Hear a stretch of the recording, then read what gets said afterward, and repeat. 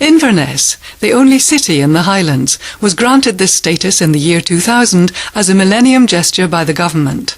The name comes from Gaelic, inverness, the river mouth of the Ness, and is one of the oldest settlements in Scotland. A vitrified fort dating from the 4th century BC is located a mile or so out of the present city. How prehistoric man fused the granite blocks together at temperatures of at least 1300 degrees centigrade remains a mystery. Today the city is a busy and prosperous hub of air, road, rail and sea links. The harbour is still used and dates back to the 12th century, when it was responsible for the export of leather, salmon and timber. This was followed some 500 years later by the addition of the Caledonian Canal. Rail and road links followed, and the town continued to grow. Indeed, today, Inverness is one of the fastest growing centres in the UK. One of the best examples of this growth has been the opening and enlargement of the Eastgate shopping centre. You'll find everything you need all year round at the Eastgate, and all under one roof. With hundreds of parking spaces and a fantastic food court. If you want great shopping, then find yourself at the Eastgate. Situated in Academy Street next to the railway station is the Royal Highland Hotel, one of the Highlands' best known and loved hotels. Dating from 1859, it was built as one of the grand railway hotels such as the North British and Gleneagles. For nearly 150 years, this landmark town centre hotel has been offering travellers comfortable accommodation, great food and hospitality. The hotel is part of the Rennie Mackintosh group of hotels. The Antonine in Falkirk is another Travel Tape Discovery sponsor on the East of Scotland audio guide. The city is also home to the acclaimed International Family Name Research Centre at Heraldic Art and Design, located in the fascinating Victorian Market in the very centre of the city. Here are created a wide range of unique gifts which testify to the origins of names, linking them to the original coats of arms. The clans of the Highlands, although much depleted in the aftermath of Culloden and dispersed during the subsequent Highland clearances, still retain today a fierce pride in their nationhood. Many descendants travel from all corners of the globe in search of their roots and history. What better place to start such a journey of discovery than here at Heraldic Art and Design? The coats of arms are finely embroidered in gold and silver thread with fine French silk. The personalised blazons of arms are produced on parchment vellum by highly skilled calligraphers, along with an explanation of the symbols used. Whilst the hand-painted arms and history are the fruits of detailed research in the Library of International Arms. All surnames can be researched, as many Scottish clans had numerous septs. You may find some unexpected genealogy. But if it's a coffee or sandwich you're looking for, pop into the Red Pepper on Church Street. This popular coffee shop is a sister business to the Mustard Seed Restaurant, another sponsor in the city. At the lower end of Church Street, beside the old High Church, whose 12th century square tower overlooks the fast-flowing River Ness, you'll find Leakey's second-hand bookshop and cafe. Established in 1979, occupying the historic Gaelic church, Leakey's is Scotland's largest second-hand bookshop. It offers a wonderful range of fiction and non-fiction, hard and softbacks, including rare books, maps and prints, whilst the cafe offers the perfect complement to a thorough browse. The first British cabinet meeting outside London was held here by Lloyd George in 1921. He was holidaying in the area.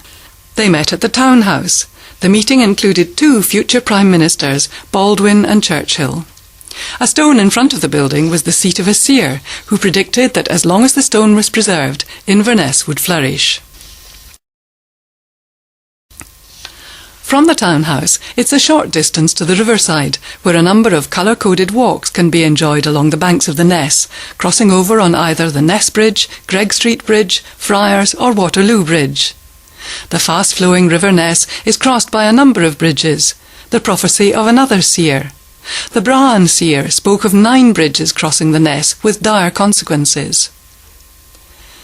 The River Cafe and Restaurant is located here on Bank Street, open for lunch, high tea and dinner, using the very best local produce from the ample larder of the Highlands. This restaurant enjoys an outlook over the river that is simply outstanding.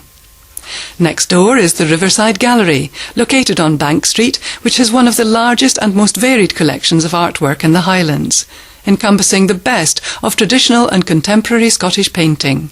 With original oil paintings, watercolours, prints, etchings and engravings, the gallery also offers professional framing, cleaning and restoration. The Riverside Gallery is a great place to find that perfect picture to remind you of your visit to the Highlands. Further along Bank Street is the award-winning Mustard Seed Restaurant, a striking waterfront eatery.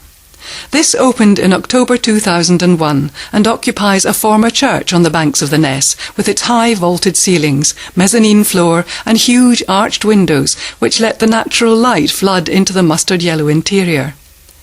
Its atmosphere is further enhanced by the upstairs balcony overlooking the river. The food, however, is the main attraction at the Mustard Seed, with the quality and variety of the dishes and the efficiency of the staff much talked about both locally and further afield. We head for the castle and Castle Street.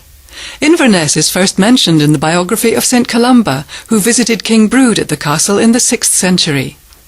Macbeth may have lived at the old King's Castle of Inverness, and some say murdered King Duncan here in 1039, a crime immortalised by Shakespeare. The castle is believed to have stood on the site of the red sandstone early Victorian imitation we see today. A number of castles seem to have stood on this site over the years, but sadly nothing of them seems to have survived. Records show that it was destroyed during the Wars of Independence by Robert the Bruce, whilst being held by the English. In 1562, Mary Queen of Scots hanged the then governor from the ramparts for refusing her entry to the castle. It was destroyed during both Jacobite rebellions. The castle was rebuilt after 1715, when the old Pretender had been proclaimed king there, and the castle was renamed Fort George, only to be occupied by Bonnie Prince Charlie during the 45, and was then destroyed, and the name Fort George was later given to the new government barracks at Ardersier. The castle we see today was completed a century later. The city is an administrative centre for the Highlands and often hosts political assemblies. The present Earl of Inverness is His Royal Highness Prince Andrew. In a recent article in the Independent newspaper, 100 Best Reasons to Visit Scotland's Cities, the Castle Gallery was voted 28th best venue. This gallery, located on Castle Street, has an excellent selection of contemporary paintings, sculpture, crafts and jewellery, and the staff are very friendly. A short distance on is Chisholm's of Inverness. An institution here in the Highlands, generations of the Chisholm family have been offering handmade quality kilts, skirts and Highland dress, along with a plethora of accessories such as sporrans, shoes, shirts and dirks to locals and visitors alike. Chisholm's also offers a wide range of quality gifts, jewellery, tweeds, knitwear and clan memorabilia, and the warmest of family welcomes.